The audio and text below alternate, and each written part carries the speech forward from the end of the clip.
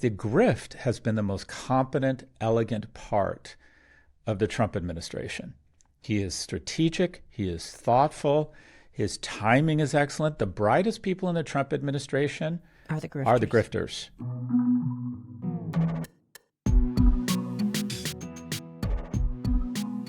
Hi, everyone. This is Pivot from New York Magazine and the Vox Media Podcast Network. I'm Kara Swisher.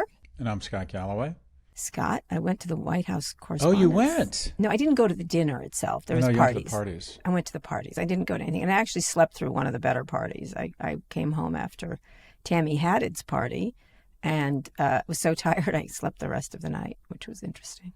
So what have you heard? What's the scuttlebutt from the insiders? I will tell you. Actually, it was supposed to be like, oh, the Trump people weren't there and, oh, how terrible. Actually, it was much more enjoyable. It was like kind of when the tech bros left San Francisco and everything was better. Like they sort of abandoned all the restaurants and everyone was like, oh no. And it was much more pleasant, I have to say. I went to a dinner for the Substack through with my agents, UTA. That was interesting. I sat Substack party. Huh. Yeah, we sat across. A lot of hotties there. Nate Silver was there, Jim Acosta, Mehdi Hassan was there. It was nice. The White House Correspondents' Dinner, I feel some affection for it because it introduced me to who is my favorite comedian. What's her name? She was great. Michelle Wolf. I think she's a genius. Yeah. I think she's another great. Yeah, they didn't have one this year, supposedly. I wasn't there. No, they didn't. She wrote, I love her, this quote, "You guys got to stop putting Kellyanne on your shows. All she does is lie. If you don't give her a platform and she has nowhere to lie, it's like that old saying, if a tree falls in the woods, how do we know Kellyanne Conway is under that tree? I'm not suggesting she gets hurt, just stuck." I did not see. The Republicans were told to stay away. I did not have one Kellyanne Conway sighting. Usually she's at these things swanning around, but she wasn't there. I'm trying to think what else was fun. I slept through the NBC party, so I slept all night. But the Tammy party was really fun. And I sat in a Corvette, which was cool. That was a cool car, beautiful new Corvette. And saw the new EV Escalade, which was gorgeous. Trying to think what else. Oh, there was a CNN party too. Oh, I'll tell you one story. Because I want. So I'm at the CNN party. Mark Thompson's there. All the CNN, all the various, Wolf and et cetera, et cetera. And it was at the British Embassy, which has a new ambassador, and that's always a nice place because it has a beautiful garden. It was a beautiful day, and I'm standing there. I was sort of like jawing with the Facebook PR people because of that story we'll talk about that Jeff Horowitz wrote in the Wall Street Journal about. Sexy bots, essentially, that are probably bothering children. And Joel Kaplan came up to me, the guy who's head of, the big scary person of Facebook here in Washington, who's taken it sort of on a rightward shift or remove some moderation. And he came up to me, he said, "I just want to thank you," because I had talked about that I didn't think what they said he did in that book he did, which I continue to agree. And I said something like, "Well, if I'm going to hate you, I'm going to hate you for the right things," like essentially. But we had an interesting talk. It was interesting. He won't have lunch with me though. Really? Yeah. I said, "Come on, don't be scared." I said, "Are you a man or a mouse?" And he said, "A mouse." And that was that. What can you say after that? Squeak. I don't know. I want to have lunch with him. On the whole, good. I'm glad. I'm glad. Yeah. I'm glad you had a nice time. Anyway, it was good. It was interesting to see some people, and it was much more low-key. So anyway, what did you do this weekend?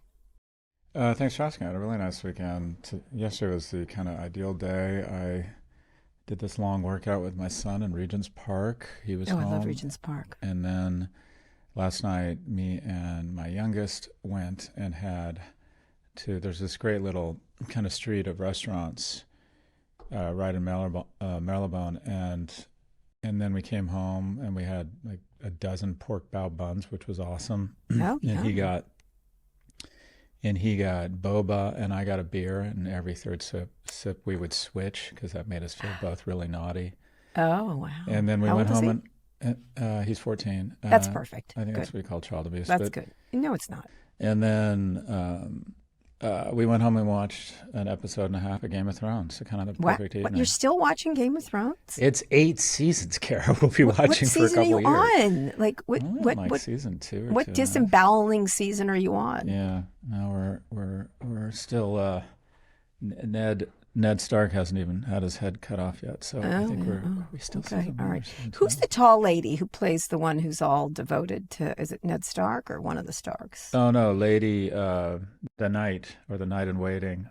Brienne of Tarth. Oh, thank you, Brienne of Tarth. And actually, there's so many. Game of Thrones is never fully recognized for how many wonderful love stories there are. The love story between her and Jaime is really. Really unexpected. That's right, Jaime. Nice. That's who she loves. She's committed to him. That's right. Yeah. I got out the disembowelment season when they kept disemboweling people. I was like, and I really don't want to see this anymore. And then when they crushed beautiful Pedro Pascal's head, I didn't like that at all. Oh, that guy was hot. I did not know that was coming. I told you this. I was like, what? Like, I hate when that happens. When I'm like, oh, he's going to get killed. I did not have any clue that was what was going to happen. Yeah, I think the love story between Jon Snow and what's her name? Oh God, our producers are going to weigh in. The main lady. The wild. Ygritte. I thought that was one of the nicest love stories in modern day television. Yeah, it was really nice. Yeah, I think they're married. Yeah, in real life they're married. Yeah, they're both so beautiful. A love story that continues. Yeah. Anyway. Yeah. Well, that's a nice I forgot. What What I also did. I'm not allowed to talk about it, but I went and I saw this thing called Bum Bum Train. Have you heard of this thing? No. Oh wow! You have to sign an NDA, but if you ever get the chance to do it, go do it. It was really incredible. What is it? It sounds like a gay bar, but go ahead. Bum Bum Train. Go ahead. Did you ever go to Sleep No More in New York? No. You become.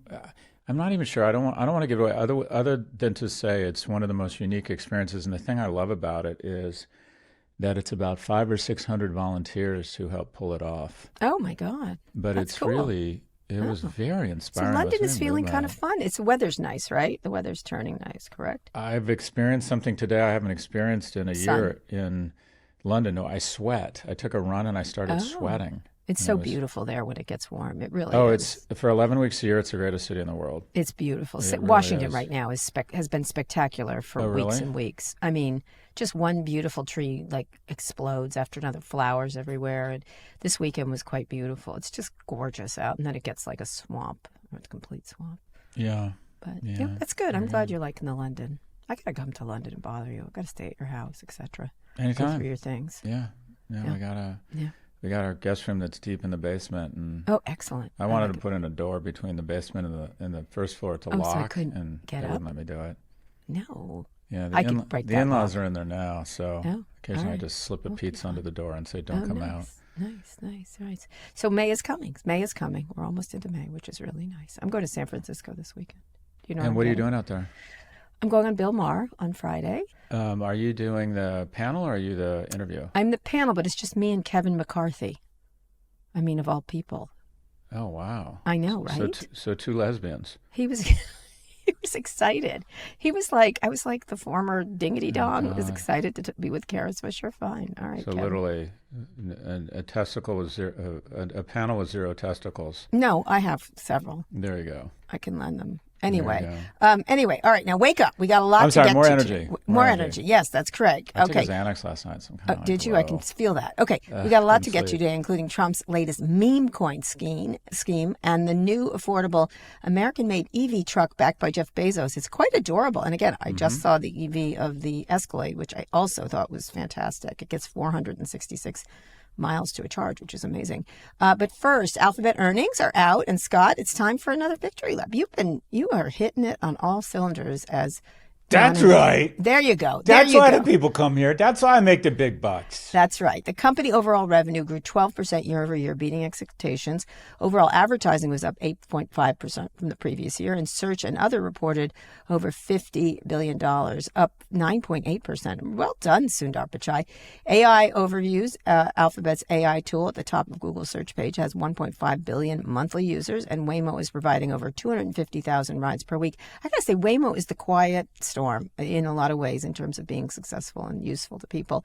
It's coming to Washington, supposedly. And Alphabet's first quarter profit was boosted by $8 billion in unrealized gains from investments in private company such as SpaceX. They make investments for people to understand. Listen to what you had to say last week before these earnings were out.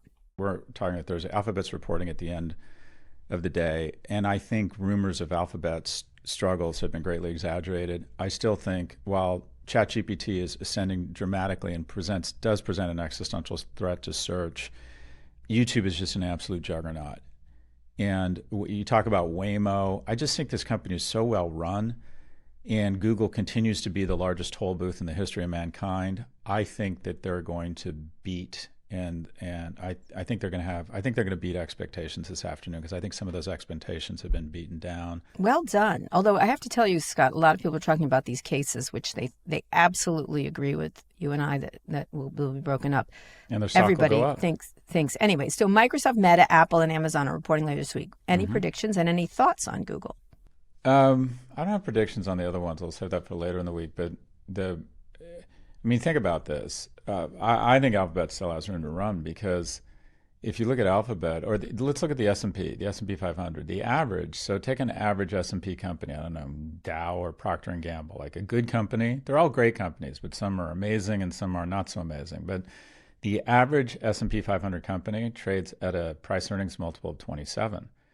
Alphabet, which I would argue has more growth prospects, and quite frankly, it's just a more impressive company than 495 of the S&P 500. It trades at a multiple of 18. Now, why is that? Why does Alphabet trade at a multiple that is a third lower than the average of the S&P? And I think it's because of the fear of the existential risk that AI presents, right? But just keep in mind, as of today, Google search handles 373 times more searches than ChatGPT. Right. So it's going to take a while, folks. Right. It's good there's a competitor. Let's be clear. There's never been a significant competitor to Google as yet. This is, you would say, a significant competitor on some level, even if it's smaller. Right. But even looking at diversification or how robust the business is, ChatGPT, I think, is projected to do $4 billion in revenues. Alphabet has 5 separate businesses that do more than $30 billion a year. And just to talk about just how incredible this company is, Google Cloud, its operating margins hit 18%, up from 9.5%. Their margins almost doubled in their cloud business. Waymo is really, as you said, starting to register potential. This was the first quarter in which Puchai or Sundar answered a question directly about Waymo. Waymo is now serving 250,000 paid rides per week. Yep, exactly. About 27 of them are mine whenever I'm in San Francisco. I'll be taking it when I get to San Francisco. That's up 5-fold from a year ago. Right. YouTube, in just the last 9 years, its revenue has quadrupled. And between YouTube Premium and Music, the platform now has over 100 million paid subscribers. It also commands 11% of all streaming watch time, which means it's the #1 streaming platform. And if you think of it as a social media company, it's the most popular social media company in the world. So this company is just, it has 7 products and platforms with over 2 billion users: Search, Maps, Gmail, Android, Chrome, Play Store, and YouTube. So Alphabet, we both think it should be broken up, right? Or it will be, correct? Oh, I think all of these guys should be broken up. Yeah. And here's the thing. Well, this one in particular is under more pressure than any other company to be broken up. It might be under more pressure, but I think the company society would benefit most from being broken up would be Meta. But anyways, there's 11 amazing companies that the majority of which will be worth more than the original 4 companies that spin them: Apple, Amazon, Facebook, and Meta, or Apple, Amazon, Meta, and Alphabet. Did I say that right? Apple, Amazon, Alphabet. I get that they change their names so fucking often so they're going to give 8 people the CEO title. These companies would all thrive on their own. But anyways, my point is, going back to Alphabet. Alphabet is just an incredible company. I think Alphabet is arguably the most adult. I think Meta is probably the most visionary. Apple is has the most robust supply chain. Amazon, they're all so well run. That's hard. Yeah. It's hard to say, give character. Microsoft, you know. I think Sundar's often been thought of as an afterthought, for sure. Like that there was a whole spate of things. He can't make decisions to save his life, that people were leaving. It's not innovative enough. It's too staid. Those were all the takes on him.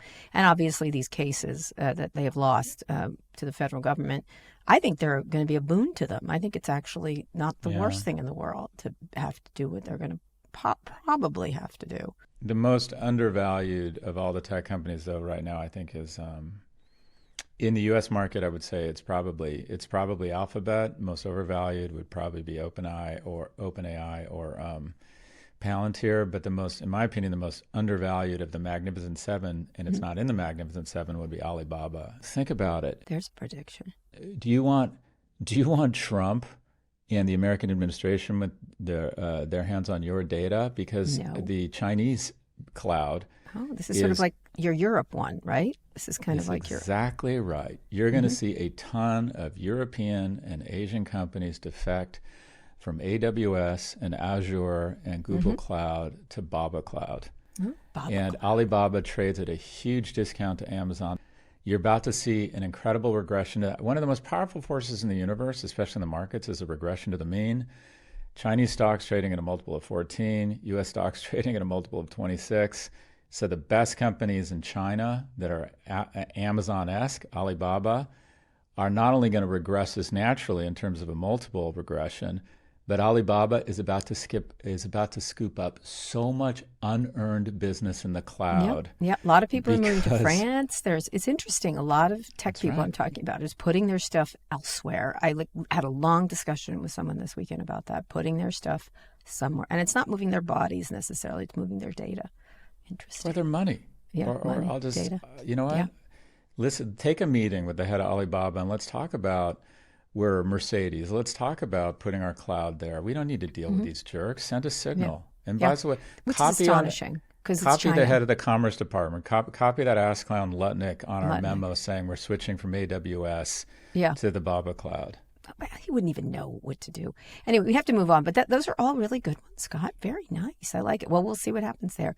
FBI agents arrested a Milwaukee judge accused of obstructing justice for directing an undocumented immigrant in her courtroom to exit through the side door to avoid immigration agents. FBI Director Kash Patel posted a photo of the judge, Hannah C. Dugan, in handcuffs, saying, "No one is above the law." Dugan has since been released from custody. Is expected to be arraigned on May 15th, which is soon. Meanwhile, 3 U.S. citizen children under 10 have been deported with their mothers, including a 4-year-old with stage 4 cancer. According to a recent Washington Post ABC Ipsos poll, 53% of Americans disapprove of Trump's handling of immigration, where he was winning. That's up from 48% in February. This was his signature issue. We'll talk about the polls for Trump, which are terrible right now. But this was the one where he was ironclad. Very quick thoughts on this? Look, if you look at the polls and you try to be an honest broker, his signature issues, he had a lot of support around. He had a mandate around immigration. He had a mandate around tariffs.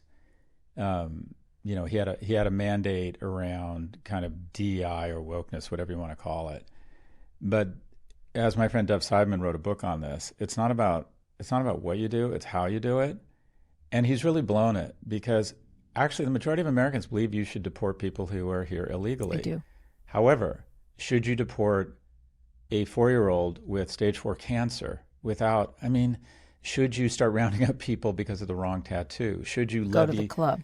Levy tariffs that basically neuter domestic businesses and are about to put a ton of small businesses out of business? And it's the majority of his policies actually, especially on the immigration side, he's a winner in, especially over the Democrats who just stuck out this chin, the world's biggest chin in the world. But the problem is the way he's going about it, he's kind of, in my view, he's kind of blown it with just a few, and I'm not talking about what's right here or what I would have liked to have seen done, but purely politically, if he had just scaled back, people actually agree with Doge, but the way they've gone about it has been such overreach. And the coarseness and the cruelty and, quite frankly, the incompetence and stupidity they've gone doing victory laps without a victory. Kara, the media and progressives could have their hair on fire, and he could be one of the most popular presidents in history in the first 100 days. But he's not. If he had maintained these themes, but handled them with a little bit more caution, nuance, and discipline, and had smarter people executing these things. Around him. He has people who say yes, and to his bad base instincts. And so he's also older. I'm gonna start to really stress that. I know all these books are coming about Biden, but he's older, and so he's unfettered. He's addled, and he does what he wants, and he has people around him who are incompetent. or have a cruelty streak like Kash Patel, Kristi Noem standing in front of those people. I think everybody was uncomfortable with that photo of her in front of those. I don't care what those guys did. That was gross. That was grotesque. Dressed like a ice Barbie. Kash Patel, the way he talks about things. They have Stephen Miller, forget it, screaming on every TV station. I think you don't win by yelling at people and telling them they're stupid for finding deportation of a 4-year-old with stage 4 cancer. And that Tom Homan, he seems like he's had a few all the time, and he says stupid things almost continually. I mean, the cruelty is really quite diminishing of you're right, popular programs. But this number, 53 to 48, 48 to 53, he's underwater on his signature issue, which is really, that'll make other people act up against him. Anyway, we'll see what's going to happen. I think it's going to continue to rise because I think he can't help himself. We'll see. He needs to pull back. If he did, he'd probably be popular. It would have been a few tweaks. Right, tweaks. We love our PhD students. Mm-hmm. Of course, this person is not a criminal. We apologize. We're going to figure out where this person should be sent or brought back to America. They can't do it. We immediately called Sloan Kettering and got this little girl help. I mean, show me someone who is willing to be this cruel. I'll show you someone who invokes the name of Jesus Christ every fucking minute. And if Jesus came back, he'd puke on these people. Well, he was an immigrant, Anyway, let's go on a quick break. When we come back, President Trump's switch up on Ukraine. Scott, we're back. President Trump and Ukrainian President Zelensky met on the sidelines of the Pope Francis's funeral this weekend to discuss the end of war. It was a very interesting visual. I thought it was terrific visual, actually. And now President Trump appears to be on Ukraine's side. The U.S. president afterwards posted on Truth Social criticizing Russian President Vladimir Putin for recent missile attacks on Ukraine, saying, "It makes me think that maybe he doesn't want to stop the war." Really? He's just tapping me along. And this has to be dealt with differently through banking or secondary sanctions, whatever that is. On Sunday, Secretary of State Marco Rubio, who really looks like he's blinking for us to come save him, said administration will decide this week whether to continue pursuing a negotiated settlement of the war. Who do you think got in his ear about Russia here? It was kind of a shift. I thought that picture was kind of weirdly beautiful of him in this incredibly ornate setting on these two simple chairs, sort of leaning into each other. It was one of the images of the year. I agree. I was sort of like, whoa, that's a great image. You know what it looked like? It looked like they were about to address the Senate on the planet of Naboo. Were you expecting Natalie Portman to come out? So what do you think about this shift? Who got his ear? Like, I think this is the issue. And I always say that, and then I go back to deficits. But what you have here is when Trump was asked, after they said we need to, they both need to give up something and accept things they don't want. And Trump was asked, well, what is Putin supposed to give up? And he said, well, to stop the killing and stop the invasion. Now think about that statement. What the President of the United States is saying to the world is that if you're an autocrat, you now have an incentive to invade and kill people because you gain something to give up. The whole point of pushing back, the whole point of NATO, the whole point of having an $800 billion military-industrial complex is we create a series of incentives that when you illegally invade a neighboring country and start shelling maternity wards, that you end up worse off. And what Trump and Vance are effectively saying is they're going to have to cede all the land to Russia and exchange. Russia will just stop its illegal, murderous activity. That is exactly what America is not supposed to be doing. And what got in his ear? I'd like to think some sanity that at the end of the day, the president is the world's largest capital allocator, the world's largest manager, trying to allocate capital to the greatest return possible. The greatest return in geopolitics is for $60 to $80 billion, or 8 to 10% of our military budget. We armed the brave Ukrainian army with the weapons to fight back on Russia such that they have to spend $500 million to $1 billion a day to distract them from the surface area of attack against the U.S., which they deploy in one of two ways. They either steal our IP or they cyber attack us. So keeping Russia distracted in Ukraine, and I know this is macabre, and I know this ignores the incredible human sacrifice, but if we're going to just talk about realpolitik, this is the best money we've ever spent. And until we show other autocrats who are thinking about invading South Korea or invading Taiwan, until we give them a clear signal, there is incentive not to do it, meaning you are worse off when you do this, not better off. The world is less safe. Is there a person you think got in his head? I don't know, Kara. I don't know. I don't know who this guy listens to other than Peter Navarro. The best thing that could happen for our economy is if someone chained Peter Navarro to his bar. I mean, in his room, the worst thing that could happen to our economy is every time you see Peter Navarro anywhere near the president, go short the market. Yeah. I don't know what Secretary Rubio, but the thing about Secretary Rubio is I literally think he'll say just anything. Anything, right? Anything. I agree. Anything. Yeah, that'll get him. He wants to position himself for the presidential race, obviously. The next one. Yeah. What do you think? I think he understands he got taken and he needs a win. And there's no winning with Vladimir Putin. And I think he understands that. Maybe he doesn't care about whatever with that relationship anymore. I think they kept bombing when they said they weren't. So, like, why wasn't he listening to me? I thought I had control. And he said he was going to do it on day one, if you remember, settle the war. I mean, he had some promise. He's got to settle it. And so I think backing Ukraine is the best way to do that. I mean, it's the only way to punching a bully in the nose as a bully like 100%. Trump would know is the best way to do it. We'll see. I just was really struck by it. We'll see if he could change tomorrow. Like, who knows? That's the problem here. The flippity. But look at what Zelensky's done, and it's a great lesson. And that is, Zelensky hasn't gotten emotional. He's shown up. He's shown up. He's kissed his ass. He's just tried to be very resolute and calm and dignified. And just a quick review here, folks. We spend $60 billion a year. Mm-hmm. Almost all of that comes back to America, and almost all of that goes into red states. And in exchange, we're going to get incredible drone technology. We're unifying Europe. I mean, we're sending a very strong signal to the rest of the world. And if we take all of that money and just give Russia everything they've wanted, we're basically saying, okay, it's a go sign. It's green light for any autocrat that wants to invade. And also that someday Ukraine is going to be one of those countries, tech forward, exciting place to invest, exciting place for U.S. capitalists to be. It is a wonderful economy in that regard. It's just getting the shit beat out of them by a bunch of people who are not a wonderful economy. So it is a real opportunity to back Ukraine from a financial point of view, from what Scott was saying, and in the future.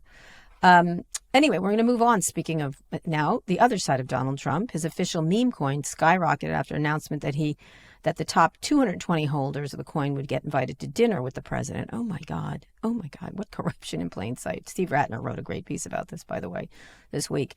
The initial price surge was over 50%, boosting the coin's total market value to $2.7 billion, with Trump and his allies reportedly pocketing close to $900,000 in trading fees in 2 days. Senator Chris Murphy posted on X that the meme coin sale was the most brazenly corrupt thing a president ever done. I think pretty much so. And Senators Adam Schiff and Elizabeth Warren are calling for an ethics investigation, saying this dinner might constitute a pay-to-play corruption. I think it doesn't constitute it. I think if he loses the House in 2 years, this is all we're going to be talking about. You have talked a lot about this meme coin. And then speaking of access, I'm going to add this on. Donald Trump Jr., Omid Malik, I think that's his name. Anyway, several other investors are reportedly launching an invite-only club in D.C. that costs more than $500,000 to join. The executive branch will cater to business and tech moguls looking to nurture relations with Trump administration, according to Politico.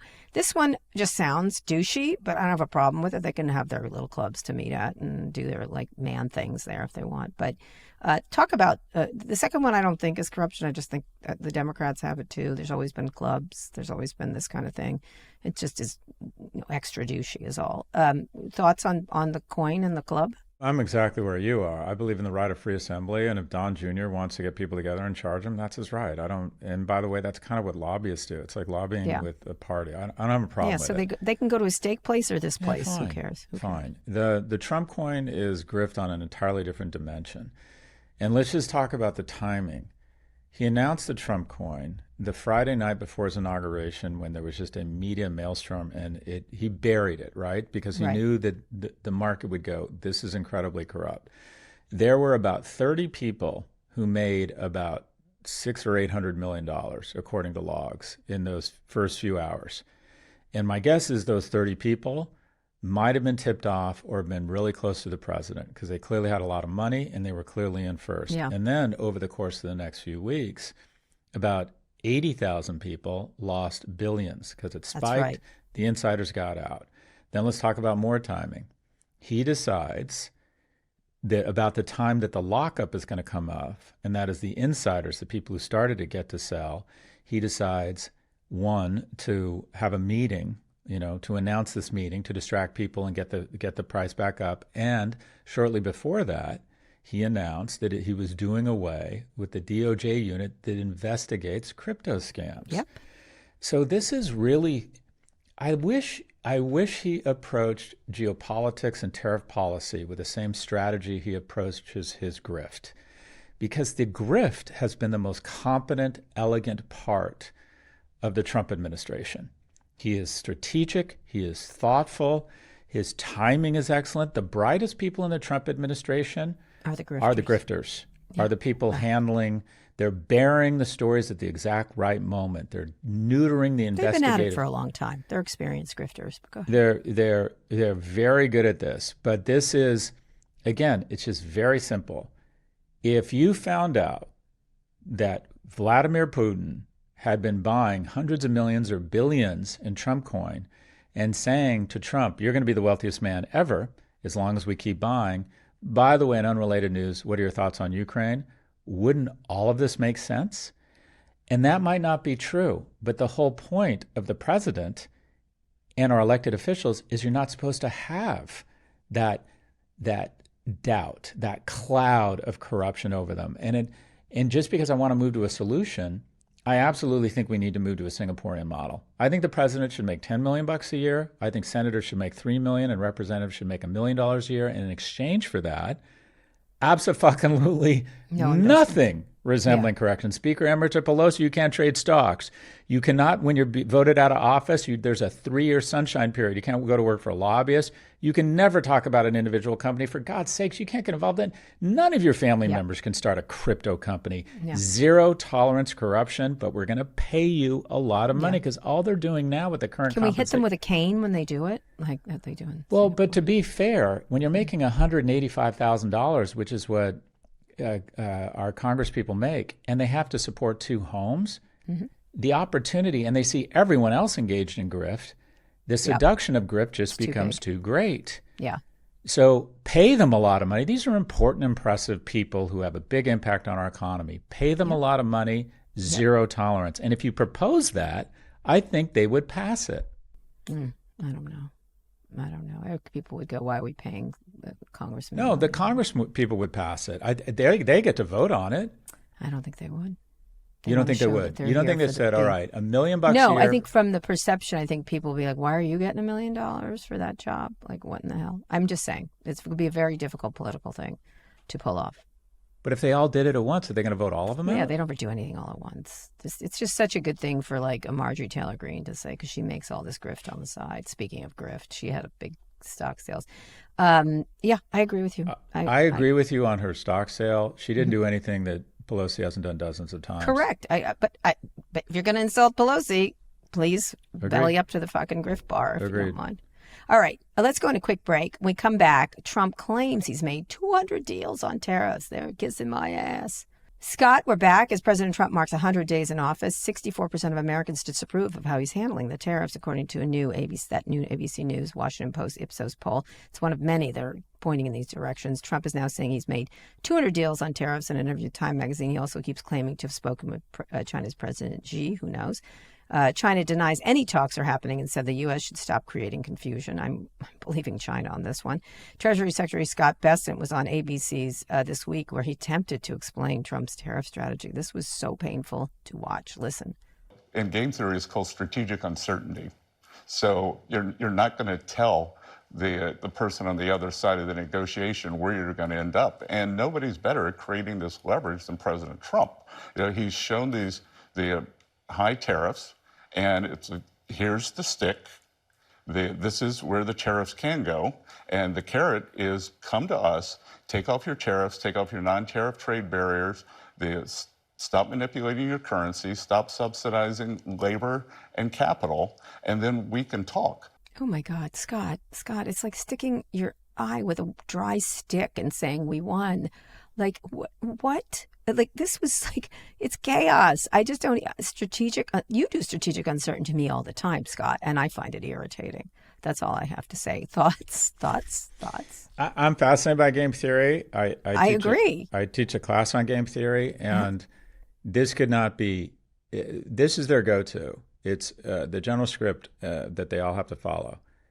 Couch everything in what a genius Trump is. Mm-hmm. And chess. also, chess. That's 3D, right. Claim he's playing. Chess. Claim he's 20D playing chess. 4D chess. And the reality is the world thinks there's a decent chance this man-child is going to start eating the pieces. He's such a fucking idiot. That's correct. And I don't know. Let's look at our 3 largest trading partners. And I'm name-dropping now, but without name-dropping.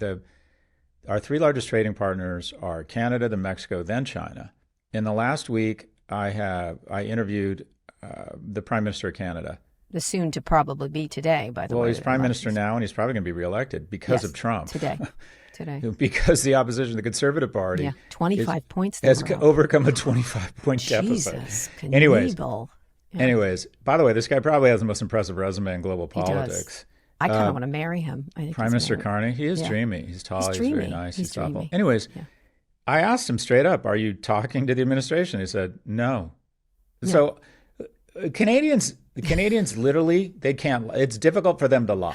They're just not good at it. It's like if I asked Brian Adams or Alan Thicke the most personal things, I just get the sense they'd give you a straight answer. Yep.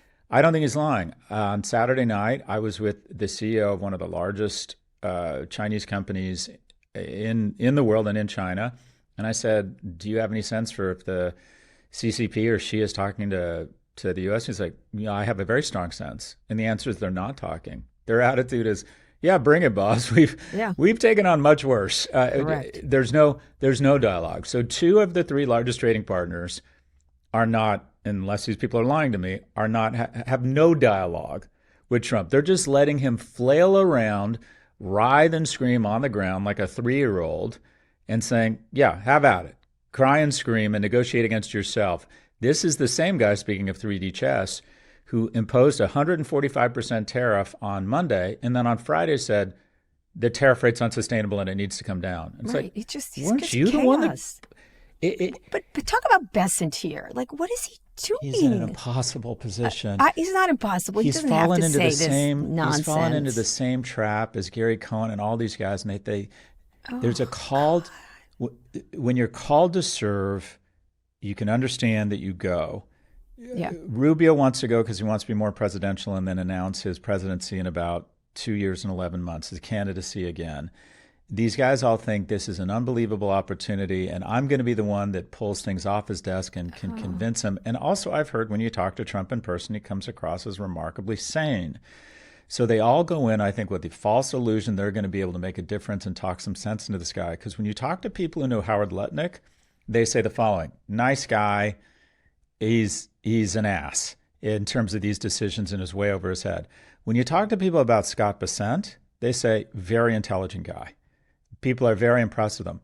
But the question is, and a lot of people acknowledge this, including Bill Clinton, and that is the only way you can have influence is to maintain your job or get elected. And sometimes you have to do things you don't want to do. But Scott Bessent I think he goes home at night and literally looks in the mirror and says, "I hate myself." And none of this makes any fucking sense. And he's like, I have to go on and defend the indefensible. Yeah, he cries into his cashmere pillows. I can see that. Don't you see it? All right, we're gonna move on in a second. But the word strategic uncertainty is chaos. That's their word they're using, and it's to put lipstick on a pig. This is a pig, no matter how you slice it. Like that is, if you want to slice a pig. In any case, what a disaster. By the way, fast fashion giant that Scott likes, Shein, is already hiking prices as high as 377%. So instead of $1, it costs $4. Well, just some of the companies, for example, we were talking about Alibaba earlier. Do you know what percentage of Alibaba's business is done in the U.S.? Not much, I bet. 2%. Yeah. So you think they're scared? Yeah. And the thing about Shein is big here. The Shein is big here, but what's interesting about it is the following. The math that people fail to do is like, oh, it'll really hurt them, and then Shein, and then she will get nervous. Oh, Shein is not doing well, even though Shein claims to be a Singaporean company. Their supply chain is in China. They employ a lot of people in China. So, oh, we're going to intimidate them and scare them because their products are gone up. Okay, let's do the math. No. Shein's whole value proposition is I can get you, or they can get you, a $10 reasonable facsimile of a cashmere sweater. They can get it. They can import it in for $10 because of their supply chain. Whereas Ralph Lauren, when they import something in from China, it costs them $60, or say $50. Generally speaking, a retailer kind of triples it, so it goes from $10 to $30. If the 145% tariff goes from that, takes it from $10 to $24. So then it needs to go to $72. The $50 sweater that comes into Ralph Lauren goes from $50 to $100, and what is that? 45%, $125. So that goes to $375. So the question is, do these less expensive products, the whole market shrinks, but I would argue that cheaper stuff from China ends up taking share. So the economy goes down because the price differential on cheaper goods broadens between the more expensive goods.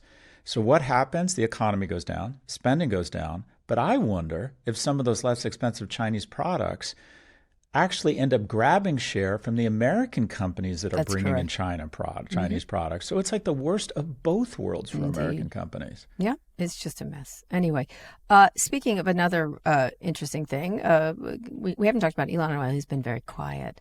He's not wielding his chainsaw. As I noted, I saw the Escalade EV, which I thought was a very impressive car. But another one, again, Cybertruck could have been a terrific, beautiful car, and it turned out to be a lemon, and it's a disaster for Tesla, quite a big disaster. A startup called Slate Auto, backed by Jeff Bezos and other investors, is launching a made-in-America EV truck with a starting price of $20,000. Inexpensive after federal tax credits. The Slate's truck design is pretty basic. No power windows, no infotainment screen, no paint. People will get custom wraps. You can also change it, and you can put a back on it. It can be a pickup. It can do a number of different things. It's really quite. I love the idea of it. It's a lot like Zoox, which he also has, where you can customize it very much. It gets about 150 miles of range on a charge. The car is designed in California and Michigan, will be manufactured in the Midwest with domestically sourced parts.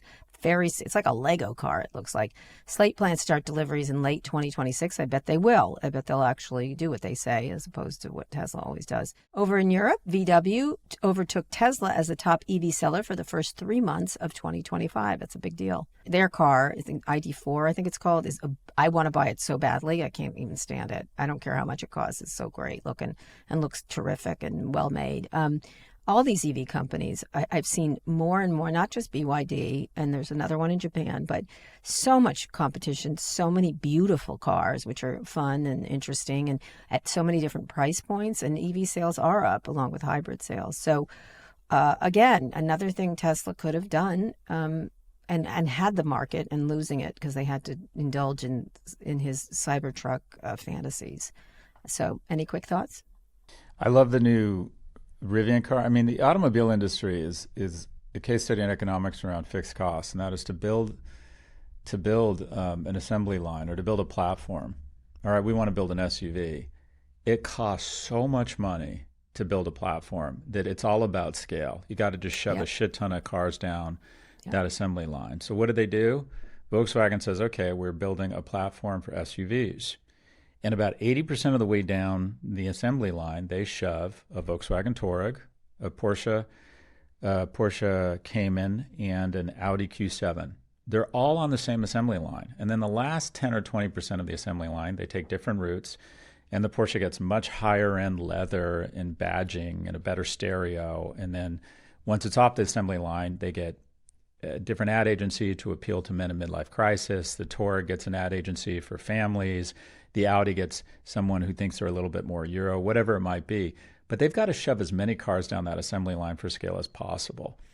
And basically, Rivian's saying, okay, we've got to come out with a lower cost product and shove as many cars down that assembly line. I think the most impressive company in the world right now, I'm actually thinking of buying their stock, even though it's up 60% in the last year, is BYD.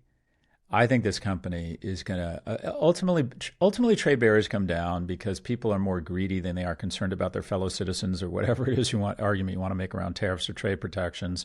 The world ultimately is up and to the right around free trade. It just makes sense for everybody. It's just everybody wants cheaper grapes and more toys under the tree than they are worried about Joe, who's a union guy, over the long term.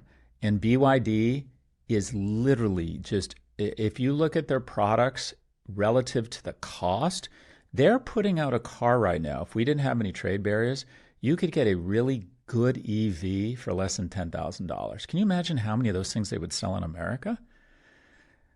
Anyway, and not only that, everyone keeps talking. I mean, this ridiculous notion about humanoid robots at Tesla. You want to see the most unbelievable robots? Go to a factory in China and see the robotics there. I mean, Tim Cook said this. He said the misconception of China is it's a bunch of low-cost wage labor and factories doing, tedious work. You go into these factories, it's something out of Westworld.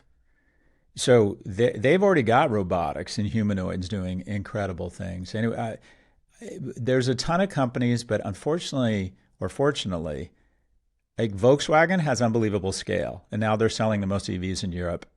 And you just want to shove as many cars down that fixed cost assembly line. And the one I think that's going to become the automobile and innovation company of the next 5 years is going to be BYD. BYD. But let me just say, all the car companies really have exciting cars they're offering, all of them, in some ways.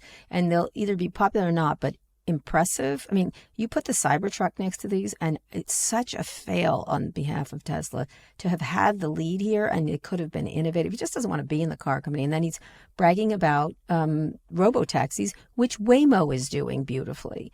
And then he's talking about the Optimus Prime, which nobody wants to have a robot in their house right now. It's just not happening. Maybe someday.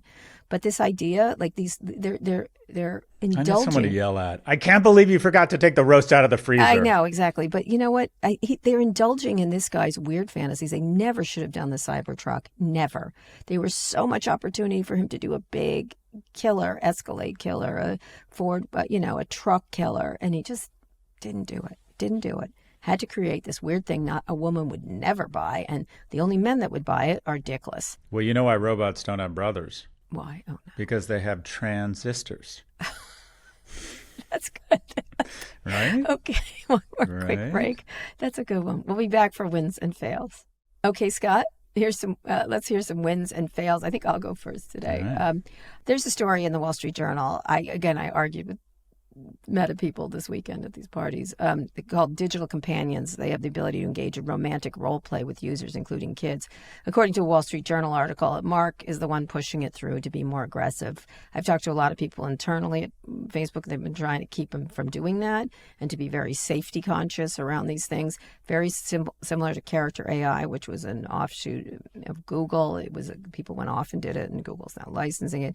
And a lot of kids, one kid killed himself, etc. Just you cannot have digital companions that kids can get near, and there can't be any holes in your wall if you're going to do this. I don't have a problem with these digital companions and being romantic.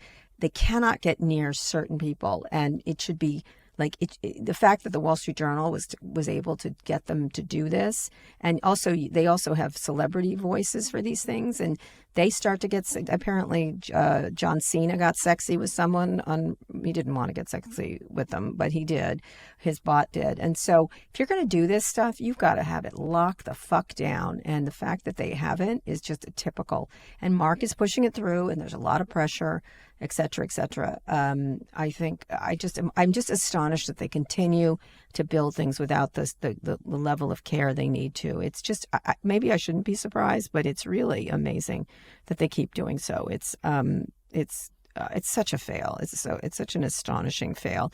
And I think probably my positive this week, there's a lot of stuff coming out. I'll be talking about the next Mission Impossible soon, and other things that are coming out. Looks like some great movies this summer. But I have to say, I think this Carney in Canada is playing it beautifully. I assume he's going to win tonight, and he looks like he's on track to win. And what a comeback for the Liberals, and changing their candidate is what they did. They've been in charge for a long time. I don't think any country should have one party in in charge for too long. But he seems to be a fresh new face when he's not a fresh new face. So it gives a lot of lessons to Democrats in terms of finding a fresh new face even when you're not fresh. So I'm really we'll see what happens. And then very briefly, there's a big outage of power in Spain and Portugal, and I hope everybody's there. And of course, we have to think about a cyber attack in situations like this. But they're having it right now, and it's really this is going to happen more in the future. Just good luck to the people there as it's happening. Scott? I love your fail, and I do believe that this requires some sort of legislation, because I think one of the biggest threats to our society is a lack of companionship and love and mating that turns people, especially young men, into misogynists and nationalists and extremists, and also suicidal. I see all these TikToks about, and it's heartbreaking, about women talking about why would they go on a date when they might go out with someone that murders them. And I understand that men are more violent, and I think it's a real issue, and I can understand, and it breaks my heart to think that women aren't safe around men. But the reality is 2,500 women are murdered by men a year, and that's way too many, and they're usually domestic partners or someone they know. 40,000 men kill themselves. So these men are not only dangerous to society and dangerous to women, but especially dangerous to themselves. And the question is, well, why are we creating these violent men who are prone to just information that turns them into shitty citizens, makes them more disparaging of women, and much more harmful to others, and especially harmful to themselves? And I think part of that is they're mammals and they're losing connection with other people. And when you have the deepest pocketed, most well-resourced companies in the world all trying to convince these men they can have a reasonable facsimile of life on a screen with an algorithm, we're making the problem worse. And I've said that I think wanting to have friends, wanting to go through the pecking order, the humiliation of figuring out friendships, wanting to figure out how hard it is and to navigate the corporate world, I think that can turn you into a better person, especially a better man. Who these guys don't mature very early. And also that fire, that real fire of sexual desire, I think when channeled correctly makes you stronger, more kind, demonstrate excellence, have a plan. You know, there's a reason, I've said this over and over, there's a reason romantic comedies are 2 hours, not 15 minutes, and that this shit is hard, but it's worth it.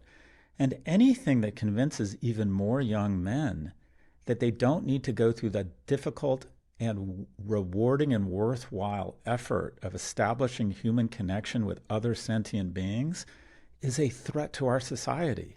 I would agree. But if they're going to do it, they have to do it safely. Like, honestly, I don't... My question is, if it's one thing to give seniors companions who are in their 90s right. and have lost all their loved ones. I'd like to have one for my mother, I'll be honest with you. But should we have, or maybe tax the shit out of them, I don't know, should we have AI sex robots that convince all men to think that, oh, I don't need to be kind to women, I don't need to have a plan? They're going to make them, Scott, whether you like it or not. They're going to make them, because it's these guys, they can't have children, and they desperately want to have children in a weird, strange, fucked up way.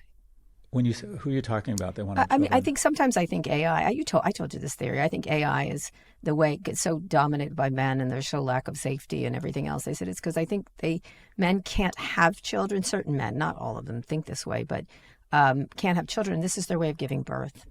Or something, or creating. I never thought about that. Think about it.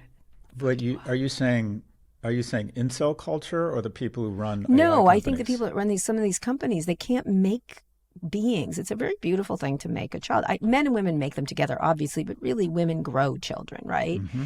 And this is men's way of growing things, growing beings. I don't know. Anyway, go ahead with your dystopian, weird. I know vision. it is. Think about it. But I hear this stuff. Everyone talks. Okay. I do a lot of talks on AI, and they talk about, they're going to be sentient, self-healing weapons, misinformation. Mm-hmm. Hands down, the biggest threat of AI is loneliness. Loneliness, you're right. It's going to convince more and more people they don't need to engage. And social media is already well on its way. All right, your win and fail, please. Go ahead. Sorry. Okay, so that's my fail. I like that. I like it. My win is a little bit longer, and I know you are probably interviewing the ghost of Boutros Ghali, but you're going to have to put up with me. So after the Pope passed, there was something that was attributed to him. I don't know if he said it, but I think it's lovely, and I'm going to read it anyways. The walls of hospitals have heard more honest prayers than churches. They have witnessed far more sincere kisses than those in airports. It is in hospitals that you see a homophobe being saved by a gay doctor, a privileged doctor saving the life of a beggar. In intensive care, you see a Jew taking care of a racist, a police officer and a prisoner in the same room receiving the same care. A wealthy patient waiting for a liver transplant, ready to receive the organ from a poor donor. It's in these moments, when the hospital touches the wounds of people, that different worlds intersect according to divine design. And in this communion of destinies, we realize that alone we are nothing. The absolute truth of people, most of the time, only reveals itself in moments of pain or in the real threat of an irreversible loss. A hospital is a place where human beings remove their masks and show themselves as they truly are, in their purest essence. This life will pass quickly, so do not waste it fighting with people. Do not criticize your body too much. Do not complain excessively.